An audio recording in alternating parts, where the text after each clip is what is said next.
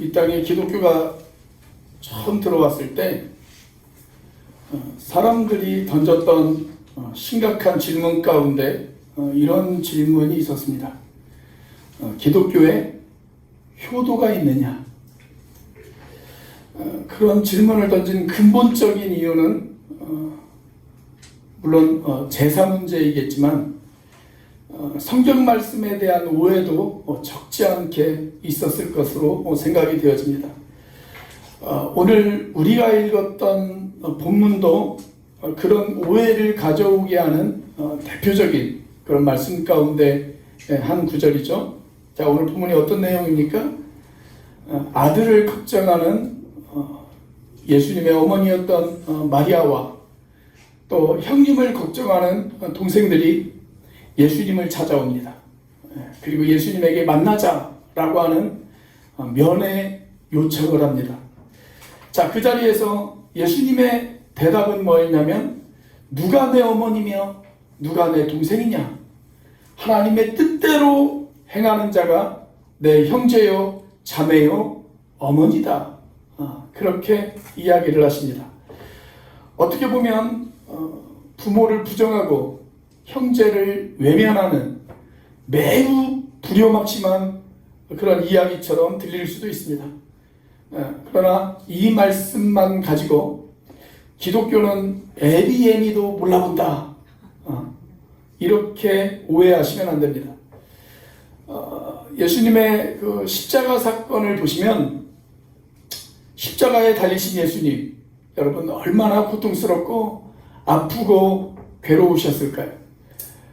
그런데 그 십자가 위에서 그 고통 한가운데서 예수님께서는 한 여인을 주목하십니다. 누구를 주목하셨을까요? 예수님의 어머니셨죠. 예수님의 어머니 마리아를 주목하셨어요. 여러분, 사람이 너무 심한 고통을 당하면 자기 자신에게만 집중하기 마련입니다. 다른 사람들을 돌아볼 여유가 없어요. 자, 그런데 예수님께서는 그 끔찍한 십자가의 고통 그 한 절정에서 예수님께서는 당신의 어머니를 바라보십니다. 그리고 당신의 어머니를 바라보시며 눈물을 흘리시고 옆에 있는 제자를 바라보시면서 제자에게 이런 이야기를 하시죠. 요한아, 네 어머니야, 네 어머니야. 너의 어머니처럼 생각하고 그렇게 잘 부탁한다. 그렇게 당신의 어머니를 제자 요한에게 부탁하는 것을 볼 수가 있습니다. 이것이 예수님이 십자가 위에서 남기신 7마디 가운데 한 말씀이셨죠. 여러분, 우리가 예수님의 복음을 듣고 예수님을 나의 구주와 주님으로 영접하는 순간 우리에게 일어나는 놀라운 사건 하나가 있습니다. 그것이 뭐냐면 온 세상을 창조하신 하나님을 가리켜서 우리가 아버지다 라고 부르는 그 사건입니다. 자, 그런데 제가 하나님을 아버지라고 그렇게 불렀는데 가만히 보니까 찬양팀에서 제 아들도 하나님을 향해서 아버지다 그렇게 불러요. 그러면 저하고 제 아들하고 촌수가 어떻게 되어지는 겁니까? 네, 아버지가 같아요. 그럼 어떻게 되어지는 거예요? 형제죠, 형제. 형제예요. 네, 저와 제 아들이 한 형제입니다. 여기 계신 우리 박주경 장로님이 저희 형님이 되십니다. 네, 그래서 저는 앞으로 장로님을 형님이라고 부르기로 했습니다. 그런데 가만히 보니까 오늘 이 자리에는 제 누님들도 많이 계십니다. 여러분, 다시 말해서 우리는 하늘나라의 로얄 패밀리다, 하나님의 가족이다, 이렇게 이야기할 수가 있습니다. 이것은 혈연관계를 초월한 가족입니다. 이것은 국가를 초월한 가족입니다. 그래서 여기 있는 유라자매를 향해서도 나의 자매다, 그렇게 이야기할 수가 있습니다. 이것은 인종을 초월한 가족입니다. 그래서 우리는 하나님의 가족 공동체다, 그렇게 이야기할 수가 있습니다. 여러분, 주님의 영적인 가족, 이것은 얼마나 놀라운 특권입니까? 자, 그런데 교회에 출석한다고 해서 누구나 다 하나님의 가족이 되어지는 것은 아닙니다. 그렇다면 우리는 어떻게 해야 하나님의 가족이 되어질 수 있을까요? 우리는 어떻게 하나님의 가족 공동체가 되어질 수 있을까요? 첫째, 영적인 체험이 있어야 합니다. 여러분, 우리 기독교를 가리켜서 사람들은 체험의 종교다, 그렇게 이야기를 합니다. 기독교 신앙의 문을 두드리는 그 순간부터 우리는 많은 영적인 체험들을 경험할 수가 있습니다. 많은 신앙의 체험들을 할 수가 있어요. 자, 그런데 그 신앙의 체험들은 사람마다 다 다를 수가 있죠. 나에게는 그 체험이 꼭 필요한데 다른 사람들에게는 그 체험이 필요하지 않을 수도 있습니다. 그 대표적인 예가 저는 방언의 체험이다라고 그렇게 생각이 되어집니다. 성경은 방언의 체험에 대해서 이렇게 이야기를 합니다. 다 방언을 말하는 자이겠느냐, 그렇게 이야기를 해요. 이 말씀은 하나님께서 모든 사람들에게 똑같이 방언의 은사를 주시지는 않는다, 라고 하는 말씀이죠. 어떤 사람은 방언을 하는 사람도 있고 또 어떤 사람은 방언을 못하는 사람도 있습니다. 저도 개인적으로 고등학교 1학년 때 방언의 체험을 했습니다. 그런데 그것이 신앙생활에 있어서 반드시 필요한 것이다 라고 생각하지는 않습니다. 이렇게 은사는 개인적인 차이가 있을 수가 있어요. 자, 그런데 지금부터 제가 말씀드리는 체험은 절대적인 체험입니다. 하나님의 영적인 가족이 되어지는 일에 있어서 없어서는 안 되는 꼭 필요한 체험이다 라고 이야기할 수가 있습니다. 이 체험이 없이는 그리스도인이 되어질 수가 없습니다. 더 노골적으로 말씀을 드리자면 이 체험 없이는 절대로 천국에 갈 수가 없습니다. 그 체험이 뭐냐? 바로 거듭남의 체험입니다. 요한복음 3장에 보시면 예수님께서 니고데모라고 하는 사람과 이야기를 나누십니다. 여러분, 니고데모는 그 당시 이스라엘 사회에서 정치 지도자였고 또 종교 지도자였습니다. 그를 향해서 예수님께서 이런 말씀을 하십니다. 내가 진실로 진실로 내게 이르노니 사람이 거듭나지 아니하면 하나님 나라를 들어갈 수 없다. 하나님 나라를 들어갈 수 없을 뿐만이 아니라 하나님 나라를 볼 수조차 없다. 그렇게 이야기를 하십니다. 그래서 유명한 종교개혁자였던 마틴 루터는 우리가 천국에 가면 그 천국 입구에 간판이 하나 쓰여져 있을 것이다 라고 이야기합니다. 그 간판에는 틀림없이 이렇게 쓰였을 것이다 라고 말하면서 이런 말을 했습니다. 오직 거듭난 자만, 오직 거듭난 자만. 여러분, 천국에 들어갈 수 있는 사람, 오직 거듭난 자만 들어갈 수가 있습니다. 지난 19세기 영국과 미국에서 활동했던 전도자 가운데 존 웨슬레와 함께 쌍벽을 이룬 유명한 지도자 조지 휘필드라고 하는 사람이 있습니다. 이분이 가장 좋아했던 설교가 당신은 거듭나셔야 합니다 라고 하는 설교였습니다. 그래서 가는 곳마다 또 만나는 사람마다 집회 때마다 이분이 이 설교를 했습니다. 당신은 거듭나야 합니다. 이 설교를 했습니다. 이분의 설교를 듣고 많은 사람들이 은혜를 받았습니다.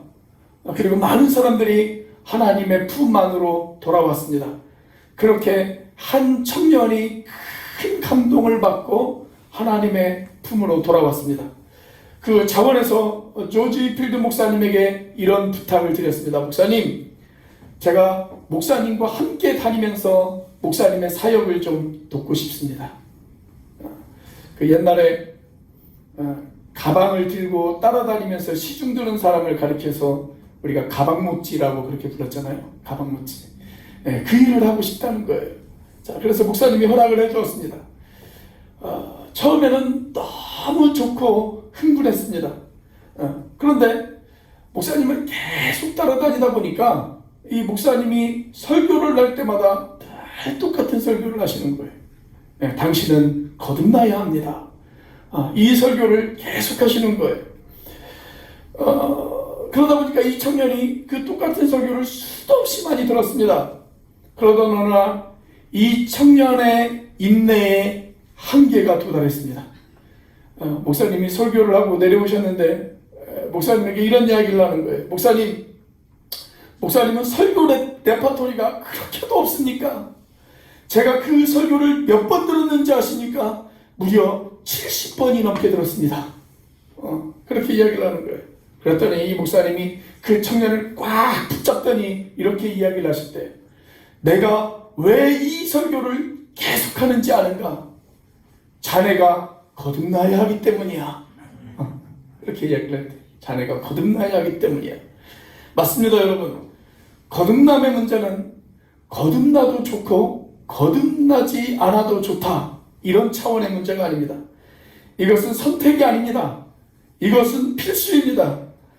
반드시 거듭나셔야 합니다. 자, 오늘 본문의 배경을 보면 우리가 지난주 살펴보았던 것처럼 예수님께서 12제자들을 부르시죠. 12제자가 하나님의 가족이 되었습니다. 예수님과 함께 먹고 함께 자고 같은 것을 보고 같은 것을 느끼고 같은 꿈을 꾸면서 그렇게 가족이 되었습니다. 예수님께서 그들을 부르셨을 때 그들이 믿음으로 응답하는 순간 그들은 예수님의 제자가 되어졌고 예수님의 형제가 되어졌습니다. 그래서 성경은 이렇게 이야기를 합니다. 영접하는 자, 곧 그 이름을 믿는 자에게는 하나님의 자녀가 되는 권세를 주셨으니, 그들이 예수님의 말씀을 믿는 그 순간 그들은 하나님의 자녀가 되어지는 권세를 받았습니다. 혹시 이 자리에 계신 여러분들 가운데 아직 거듭남의 확신이 없는 분들이 계십니까? 그렇다면 거듭남을 사모하시기 바랍니다. 그 거듭남의 체험이 있기를 기도하시기를 바랍니다. 그런데 어떤 분은 거듭나야 한다 라고 그렇게 이야기를 했더니 거듭해서 거듭나는 분들도 계시더라고요. 거듭해서 거듭나는 분들. 한 1년쯤 전에도 목사님, 제가 성경 공부를 통해서 거듭났습니다. 그렇게 이야기를 하고, 또 무엇인가 잘못을 범하고 뉘우친 다음에 목사님, 제가 다시 거듭났습니다. 여러분, 그게 아니에요. 그것은 죄를 뉘우치는 회개입니다. 회개. 거듭남은 평생 몇 번 있습니까? 한 번 있습니다. 한 번 있어요. 예수 그리스도를 나의 구주와 주세주로 영접하는 순간, 그때 내가 진정으로 내 영혼이 거듭나는 것입니다. 그건 평생 한 번 있는 순간이에요. 여러분, 우리가 부모님의 자녀로 몇 번 태어나요? 한 번 태어나잖아요. 한 번. 근데 내가 부모님 속을 썩였어요. 그러면 그때는 부모님의 자녀입니까? 안 자녀입니까? 부모님의 속을 썩였어도 여전히 부모님의 자녀죠. 불효자가 되어질 수는 있어도 여전히 부모님의 자녀입니다. 마찬가지로 나에게 육체적인 탄생이 단 한 번 있는 것처럼 나의 영적인 거듭남도 몇 번 있습니까? 한 번 있습니다.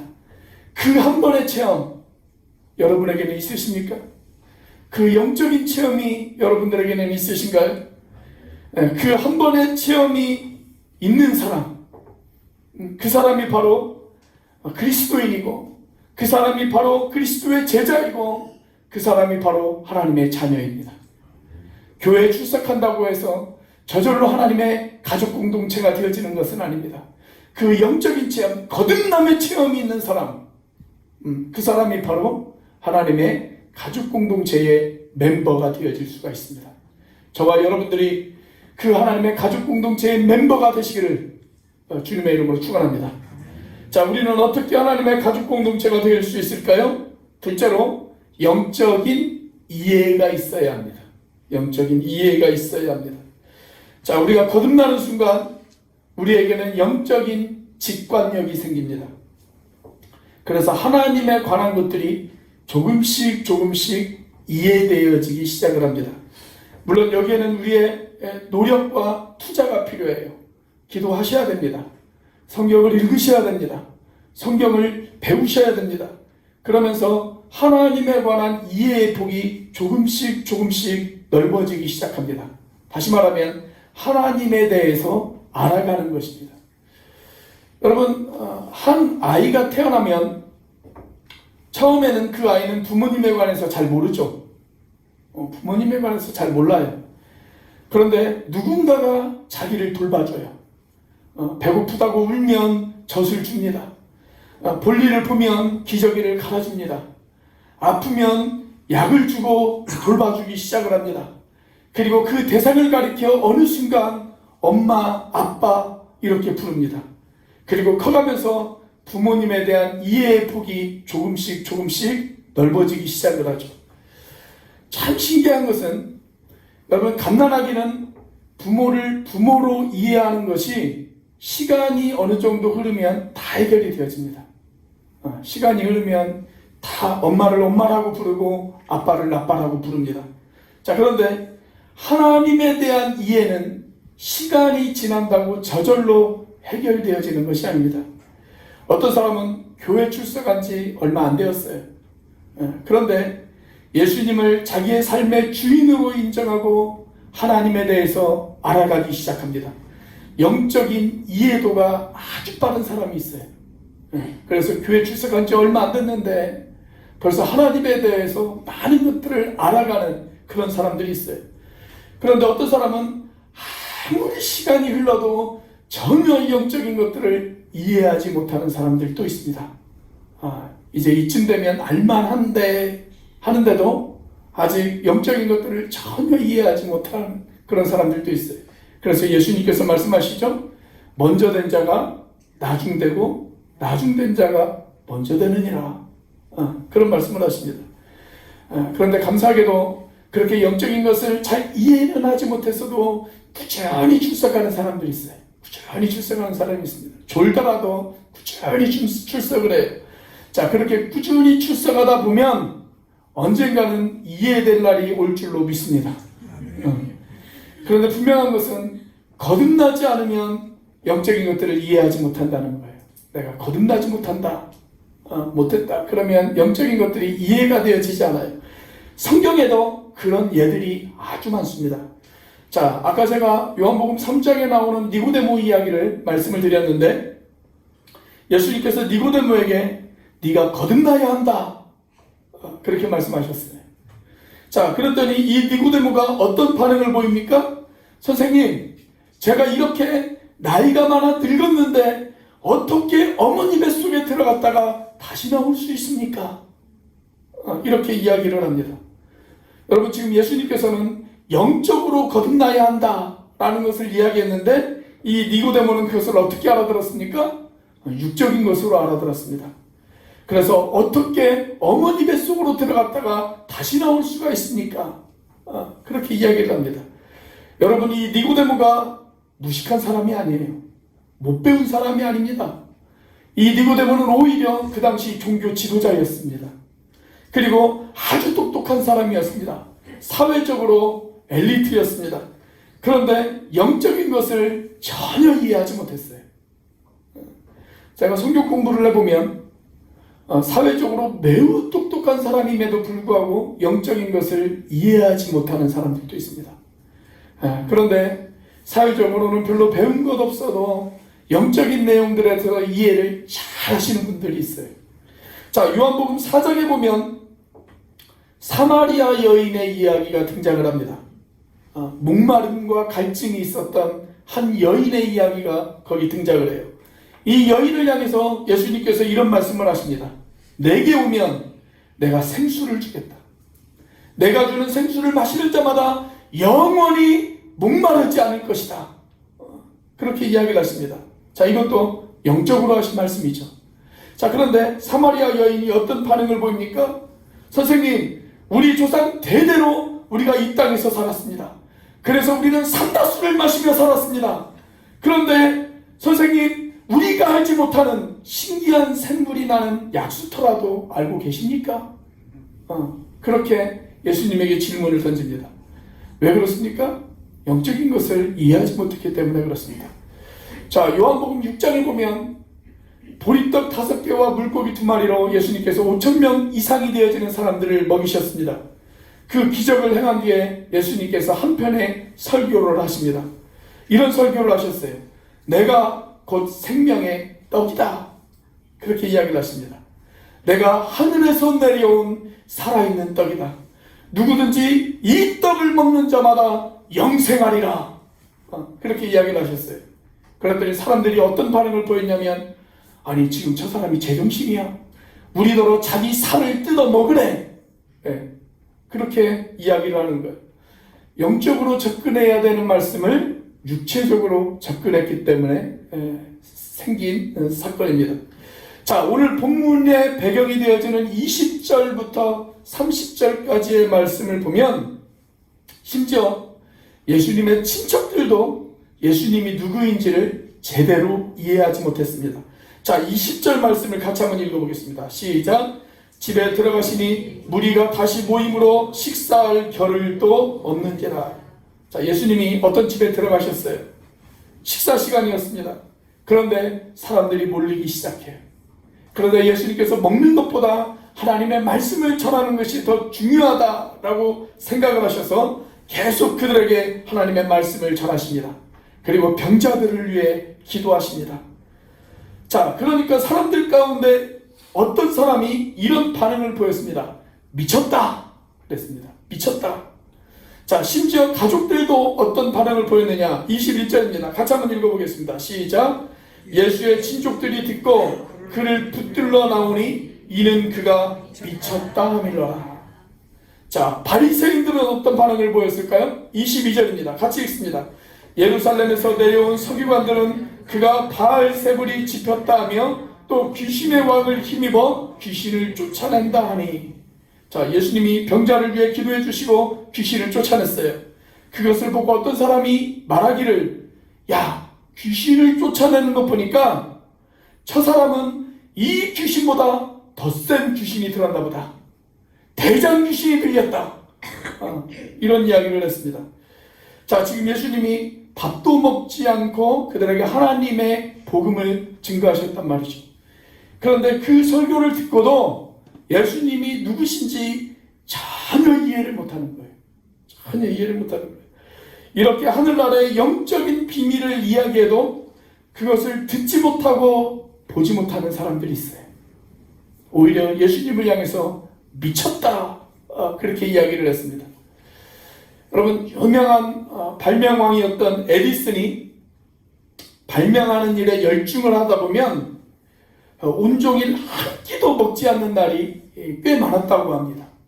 그때마다 그 아내가 에디슨을 향해서 뭐라고 이야기를 했는지 아십니까? You are crazy. 당신 미쳤다. 그렇게 이야기를 했습니다. 저 유명한 핸델이 메시아라고 하는 교향곡을 작곡할 때 무려 20일 동안 제대로 먹지를 못했습니다. 그의 작업실에 식사를 넣어주어도 밥을 먹지를 않았어요. 식음을 전폐하고 그가 음악을 만들기를 시작합니다. 그랬더니 사람들이 말하기를, 핸델이 요즘 빚을 많이 지더니 드디어 맛이 갔다. 핸델이 미쳤다. 그렇게 이야기를 했습니다.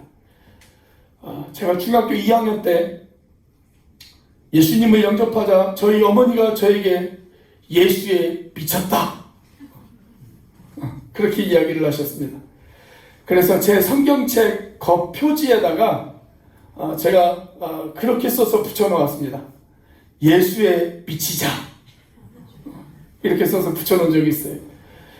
그 성경책을 들고 나중에 신학교에 입학을 했는데 그 성경책 겉표지를 보더니 제 친구 동기 목사님이 지금 충남 예산에서 목회를 하시는 강희성 목사님이라고 하는 분이 그 겉표지를 보더니 저한테 이렇게 이야기를 하시더라고요.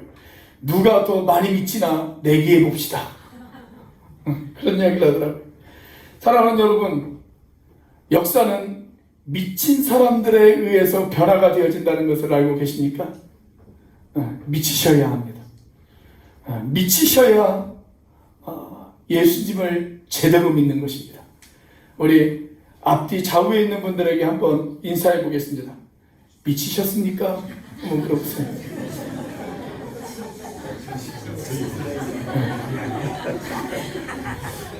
아직 안 미친 것 같다면 미치셔야 됩니다. 사랑하는 형제자매 여러분, 미치셔야 됩니다. 여러분 진리에 미쳐보셨습니까? 하늘나라의 복음에 미쳐보셨습니까? 영적인 진리를 알지 못하는 사람들은 저와 여러분들을 가리켜서 미쳤다, 그렇게 이야기할 수도 있습니다. 그래서 바울은 고린도전서 2장 14절에서 이런 말씀을 합니다. 육에 속한 사람들은 하나님의 영적인 일을 받아도 깨닫지도 못하고 알지도 못한다. 그렇게 이야기를 합니다. 여러분, 가족들이 서로 통하지를 않아요.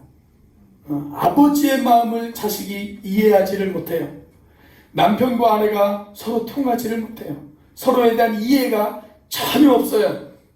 그렇다면 그것을 우리가 가족이라고 부를 수가 있을까요? 만약 우리가 하나님과 영적으로 통하지를 않아요. 그래서 하나님의 영적인 일을 받아도 그것을 깨닫지도 못하고 알지도 못한다면 여러분, 이것은 얼마나 큰 비극입니까? 우리가 하나님의 가족 공동체가 되려면 주님이 누구신지를 알아야 돼요. 주님의 뜻을 이해할 줄 알아야 돼요. 여러분, 그게 가족이잖아요. 그게 가족이잖아요. 여러분, 그런 영적 이해의 폭이 더 넓어지고 더 깊어지는, 그래서 하나님에 대해서 더 깊이 알아가는 저와 여러분들이 되시기를 주님의 이름으로 축원합니다. 자, 우리가 어떻게 영적인 가족이 되어질 수 있을까요? 하나님의 가족 공동체가 되어질 수 있을까요? 세 번째로, 영적인 목표가 있어야 합니다. 영적인 목표가 있어야 합니다. 여러분, 연애해 보셨습니까? 사람들이 연애할 때 우리들의 몸의 지체 가운데서 어떤 부분을 가장 많이 사용할까요? 연애할 때 대부분의 사람들은 눈을 가장 많이 사용한다고 그래요. 눈을. 여러분, 연인들 사이에 불꽃 튀는 눈의 대화가 있어요. 눈의 대화가 있습니다. 서로 말을 안 해도 그냥 바라만 봐도 통하는 것들이 있단 말이죠. 그래서 한 시인은 이런 시를 썼습니다. 우리가 사랑할 때 우리는 서로의 눈을 보고 있었지. 그런 시를 썼습니다. 자, 그러다가 결혼을 합니다. 가정을 이룹니다. 그리고 부부가 되었습니다. 그러면 서로를 잘 안 봐요. 연애할 때는 그렇게 서로 바라보더니 부부가 되어져서는 서로가 잘 안 봐요. 그러면 안 돼요. 부부가 되어서도 여전히 서로를 바라보셔야 돼요. 가끔 부부끼리 앉아있을 때 인사를 시키면 안 보고 인사할 때가 사람들이 있어요. 안 보고. 안 보면서 인사를 해요. 참 신기해요. 어떻게 안 보면서 인사가 가능한지. 안 보면서 인사를 하시는 분들이 있어요. 그러면 안 돼요. 결혼을 해도 여전히 서로를 바라보셔야 됩니다. 그런데 그것보다 더 중요한 것이 있습니다. 제가 결혼준비학교를 하면서도 우리 두 사람에게 강조한 것이 하나가 있는데, 그게 뭐냐면, 결혼을 하면 서로를 바라보는 것도 중요하지만 그것보다 더 중요한 것, 서로 같은 곳을 바라보는 것입니다. 같은 곳을 바라보는 것, 그게 더 중요합니다. 자, 오늘 본문의 결론에 해당되어지는 35절 말씀입니다. 같이 한번 읽어보겠습니다. 시작. 누구든지 하나님의 뜻대로 행하는 자가 내 형제요 자매요 어머니이니라. 지금 예수님께서 제자들을 향해서 이 말씀을 하시는 거예요. 너희가 나의 형제가 되어지고 너희가 나의 자매가 되어지고 나의 가족이 되어지려면 나와 같은 공동의 목표가 있어야 된다. 그 목표는 하나님의 뜻을 행하는 것이다. 그 이야기예요. 하나님의 뜻을 행하는 것이다. 하나님의 뜻. 여러분, 하나님의 가장 중요한 뜻이 뭘까요? 하나님의 가장 중요한 뜻, 복음을 전하는 것입니다. 복음을 전하는 것. 잃어버린 영혼들을 찾는 것입니다. 주님께서는 그 뜻을 위하여 제자들을 부르셨습니다. 주님께서는 그 뜻을 이루기 위하여 지금도 교회를 세우시고 계십니다. 많은 교회가 이 땅에 있음에도 불구하고 우리 온누리교회가 40년 전에 이곳 제주의 온누리교회 교회로 모이기 시작하는 이유, 그것은 우리의 이름을 내기 위함도 아닙니다. 우리의 친목도 모를 위함도 아닙니다. 이 땅 제주에 하나님의 말씀의 씨앗을 심기 위하여 한 영혼이라도 더 하나님 앞에 구원시키기 위하여 우리가 교회로 모인 줄로 믿습니다. 이것이 우리의 목표가 되어져야 돼요. 우리의 목표. 힘들고 어려워도 우리가 절대 포기할 수 없는, 우리가 같이 바라보아야 될 우리의 목표, 그것은 영혼 구원입니다. 영혼 구원. 제가 좋아하는 이야기 가운데 이런 이야기가 있습니다. 어떤 조류학자가 독수리 새끼를 길렀어요. 독수리가 버리고 간 알을 좀 주어서 그 알을 열심히 부화를 시켜서 한 마리의 독수리 새끼를 얻었습니다.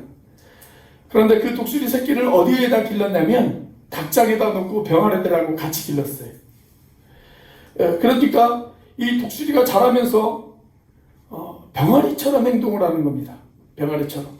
주변에 다 병아리밖에 없으니까 자기도 병아리인 줄 알고 병아리처럼 걷고 병아리처럼 삐약삐약거리면서 그렇게 자랐습니다. 시간이 꽤 지나서 이 독수리가 이제 청년 독수리가 되어졌습니다. 그런데 여전히 독수리다운 위엄을 보이지는 못하고 여전히 병아리처럼 행동을 하는 거예요. 그러던 어느 날 이 조류학자가 안 되겠다, 독수리다움을 회복시켜줘야 되겠다, 이런 생각을 하게 되어졌습니다. 그래서 마당에서 비행훈련을 시킵니다. 그런데 아무리 날아보라고 훈련을 해도 날지를 못해요. 그냥 닭처럼 날겠지만 몇 번 하더니 그냥 그것으로 끝납니다. 그래서 이번에는 이 독수리를 데리고 높은 산에 올라갔습니다. 높은 산에 올라가서 푸른 숲을 보여줬습니다. 높은 공기도 마시게 하고 그리고 넓은 모습도 보게 했습니다. 자, 그리고 나서 비행훈련을 다시 시켰습니다. 그런데 여전히 푸드득 날개짓만 몇 번 하더니 그냥 그것으로 끝나는 거예요. 그런데 그 순간 갑자기 다른 독수리 한 마리가 높은 창곡을 향해서 세차게 날아가는 그 모습이 있었습니다. 그리고 그 모습을 이 독수리가 보았어요. 그리고 어느 날 갑자기 이 독수리가 하늘을 향해서 힘차게 날갯짓을 하기 시작합니다.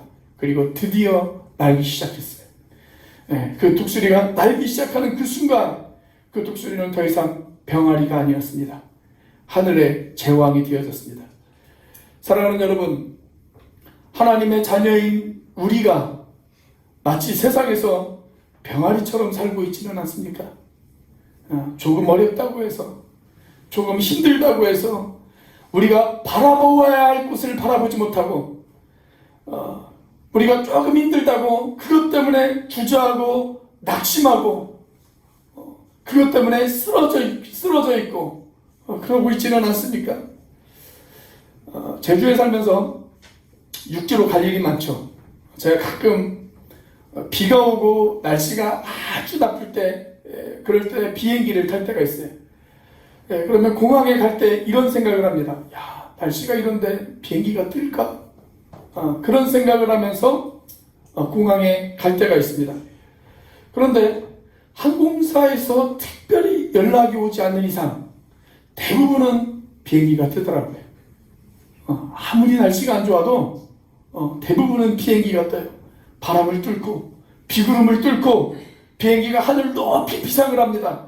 그리고 더 높은 곳으로 올라가는 그 순간 거기에는 아주 맑은 하늘이 펼쳐져 있습니다.